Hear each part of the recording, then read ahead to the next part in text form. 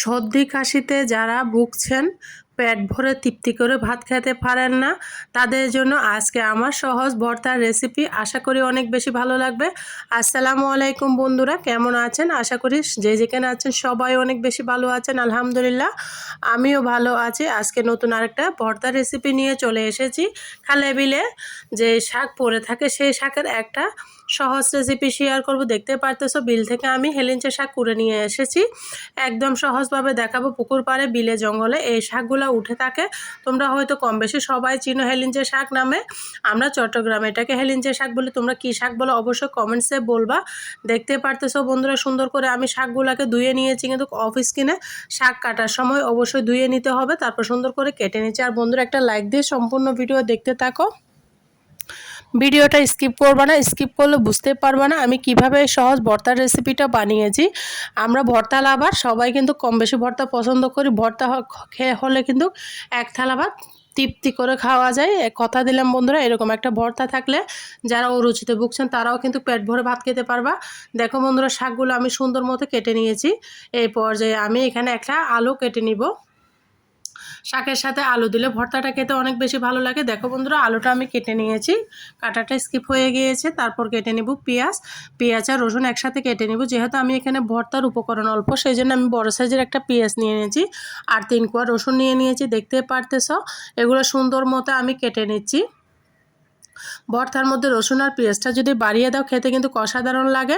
এই পর্যায়ে আমি এগুলাকে সুন্দর করে একটা প্লেটের মধ্যে উঠিয়ে নিয়েছি। দেখতে পারতেছো, তোমরা ঠিক এভাবে করে নিবা।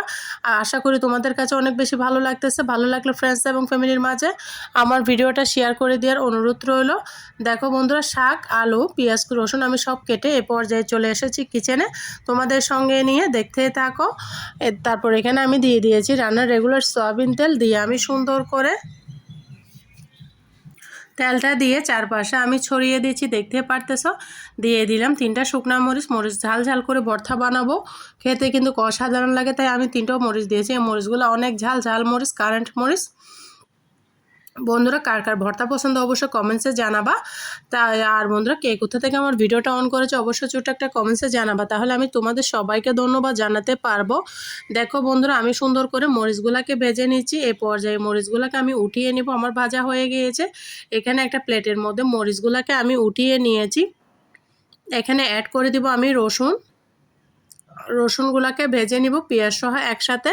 আমি লাল লাল করে ভেজে নিব। যখন এইভাবে পেঁয়াজ ভেজে ভর্তা বানানো হয়, খেতে কিন্তু অসাধারণ লাগে। আরও সুন্দর সুন্দর ভর্তার ভিডিও কিন্তু আমার চ্যানেলে আছে, তুমি চাইলে ঘুরে আসতে পারো। আর প্লিজ বন্ধুরা, আমার চ্যানেলে যদি নতুন বন্ধু হয়ে থাকো, আমার চ্যানেলটা আমাকে ভালোবেসে সাবস্ক্রাইব করে দেওয়ার অনুরোধ রইল। পাশে থাকা বেল বাটনটি অন করে দাও, যেন ভিডিও দেওয়ার সাথে সাথে নোটিফিকেশনটা সবার আগে তোমাদের মাঝে পৌঁছে যায়। নতুন বন্ধু, পুরাতন বন্ধু সবাইকে অসংখ্য ধন্যবাদ। দেখতে পারতেছো, পেঁয়াজগুলো আমি সুন্দর করে ভাজা করে নিয়েছি। এই পর্যায়ে উঠিয়ে নিচ্ছি। একটু বেরেস্তার কালার করে নিবে, তাহলে ভর্তার ফ্লেভারে কিন্তু ভাত খাওয়া হয়ে যাবে। আর এরকম সুন্দর সুন্দর ভর্তা বানালে কিন্তু ভাতের চাউলটা একটু বাড়িয়ে দিবা, না হলে কিন্তু তোমার ভাগে ভাত পাবা না বন্ধুরা। যে বানাবা তার ভাগে কিন্তু ভাতটা শর্ট পড়ে যাবে। তাই অবশ্যই ভাতের চাউলটা এক মুঠ হলো বাড়িয়ে দিবা, খেতে অসাধারণ লাগে।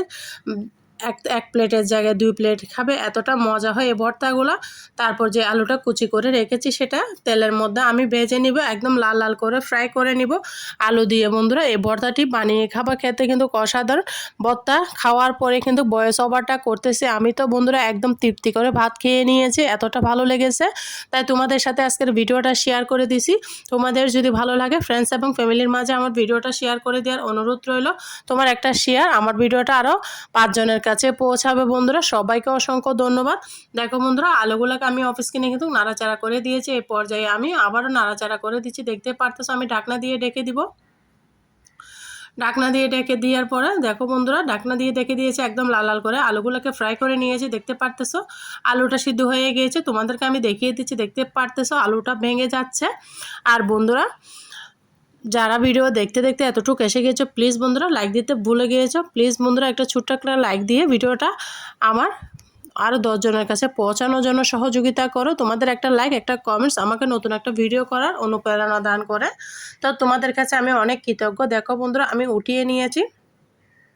একটা প্লেটের মধ্যে মজাদার ভর্তা বানিয়ে তোমাদের সাথে শেয়ার করতেছি।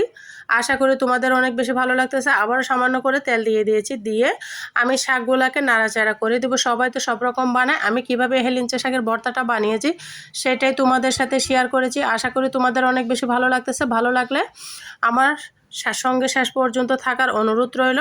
দেখো বন্ধুরা, আবারও আমি নাড়াচাড়া করে শাকটাকে সিদ্ধ করে নিব। কিভাবে সিদ্ধ করব তোমরা সম্পূর্ণ ভিডিও দেখো, না হলে বুঝতেই পারবে না। এভাবে নাড়াচাড়া করলে কখনো শাক সিদ্ধ হবে না। তো কি প্রসেসে শাকটা সিদ্ধ করতে হয় সেটাই তোমাদেরকে দেখিয়ে দিব। আশা করি তোমাদের অনেক ভালো লাগবে। দেখো বন্ধুরা, শাকটা নাড়াচাড়া করতে করতে অনেকটা কমে গিয়েছে, প্রায় 5 মিনিট মতো আমি সেই তেলের মধ্যে ভাজা করে নিয়েছি। স্বাদ মতো নুন দিয়েছি, দিয়ে এখানে আমি 1 কাপ পানি দিয়েছি। যেহেতু শাকটা ভালো করে সিদ্ধ করে নিতে হবে সেই জন্য আমি এখানে 1 কাপ পানি অ্যাড করে দিয়েছি। দেখো, অ্যাড করে দিয়ে আমি আবারও ভালো করে নাড়াচাড়া করে দিচ্ছি। তো বন্ধুরা, আমার কথার মাঝে কোনো ভুল টুল হলে সবাই আমাকে ক্ষমার দৃষ্টিতে দেখো। সুন্দর করে নাড়াচাড়া করে এখানে আমি দিয়ে দিব চিনি। চিনিটা দিলে শাকের ভর্তা অনেক বেশি মজা হয়। তোমরাও চিনিটা দিতে পারো। একদম খুবই সামান্য চিনি দিয়েছি, দেখতে পারতেছো কালার, রং, স্বাদ সব কিছু একদম পারফেক্ট থাকবে শুধুমাত্র এই চিনিটা ব্যবহার করার কারণে। আর একদম সবুজ সবুজ রেখে আজকে শাকের ভর্তাটা বানাবো। তোমরা শেষ পর্যন্ত দেখতেই থাকো। ঢাকনা দিয়ে দেখে দিয়েছি। দেখো বন্ধুরা, শাক থেকে সমস্ত পানি চুষে নিয়েছে এবং শাকটাকে আমি সিদ্ধ করে নিয়েছি। দেখতে পারতেছো শাকটা একদম গলে গিয়েছে। আর বন্ধুরা, আমি সম্পূর্ণ ভিডিও তোমাদের সাথে শেয়ার করতেছি, দেখতেই থাকো। তো এই পর্যায়ে আমি শাকগুলোকে সুন্দর করে একদম পানিটা শুকিয়ে নিব, টান টান করে নিব। এখানে কোনো পানি রাখা যাবে না। কোনো প্রকার পানি থাকলে শাকটা কিন্তু পানসে হয়ে যাবে, তাই সমস্ত পানি একদম শুকিয়ে নিতে হবে। দেখতে পারতেছো কোনো প্রকার পানি নেই, পাতিল থেকে ছেড়ে ছেড়ে আসতেছে।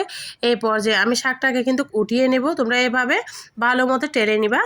পানিটা শুকিয়ে নিব, অবশ্য পানি দিতে হবে। পানি না দিলে কিন্তু শাকটা ভালো সিদ্ধ হবে না। তাই আমি পানি দিয়ে, দেখতে পারতেছো কোনো প্রকার পানি নেই, সমস্ত পানি কিন্তু আমি শুকিয়ে নিয়েছি। এই পর্যায়ে একটা প্লেটের মধ্যে শাকগুলোকে সুন্দর করে আমি উঠিয়ে নিচ্ছি। এখন ভর্তাটা বানিয়ে তোমাদের সাথে শেয়ার করব। দেখো, আমি মরিচগুলো দিয়ে দিয়েছি। মরিচগুলো দিয়ে আমি হাত দিয়ে কষলিয়ে নিচ্ছি। তোমরা চাইলে শিলপাটার মধ্যে বেটে নিতে পারো, তবে আমি বাটনার মধ্যে আজকে সহজ ভর্তাটা বানিয়ে দেখাবো। সুন্দর করে মরিচগুলোকে কষলিয়ে নিয়েছি। এই পর্যায়ে আমি এখানে অ্যাড করে দেব ভেজে রাখা আলুগুলা দিয়ে সুন্দর মতো আমি আবারও মরিচের সাথে ভালো করে মিশিয়ে নেব। আমি এই কাজটা হাত দিয়ে করতেছি। তোমরা চাইলে শিলপাটার মধ্যে বেড়ে নিতে পারো। একটু আস্তে আস্তে থাকলে আলুগুলো খেতে অনেক বেশি ভালো লাগে। তারপর দিয়ে দিচ্ছি শাকগুলো যেহেতু একটু গরম, আমার হাত দিয়ে ধরা যাচ্ছে না, তাই আমি একটা পিষুনি দিয়ে পিষে নেব। তোমরা চাইলে একটু ঠান্ডা করে হাত দিয়ে কষলিয়ে নিতে পারো। বাটাবাটি ঝামেলা ছাড়াই ভর্তাটা হয়ে যাবে। তো আমি গরম দেখে একটু পিছনে দিয়ে পিষে নিচ্ছি। তোমরা দেখতে পেয়েছো আলু মরিচগুলো আমি কিন্তু হাত দিয়ে কষলিয়ে নিয়েছি। ভালো মতো পিছনে দিয়ে পিষে ভালো করে মিহি করে নিচ্ছি। শাকটা অবশ্য ভালো করে মিহি করে নিতে হবে, তাহলে কিন্তু এই শাকের ভর্তার পারফেক্ট একটা স্বাদ পাবে, না হলে কিন্তু পাবে না।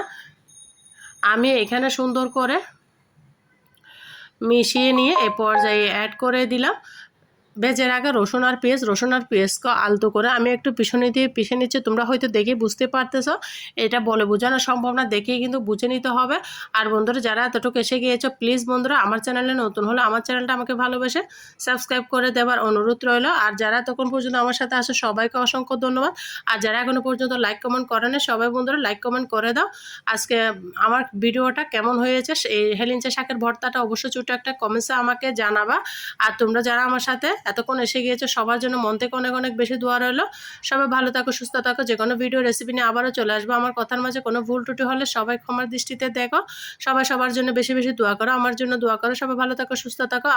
আল্লাহ হাফেজ। আসসালামু আলাইকুম ওয়া রাহমাতুল্লাহি ওয়া বারাকাতুহু।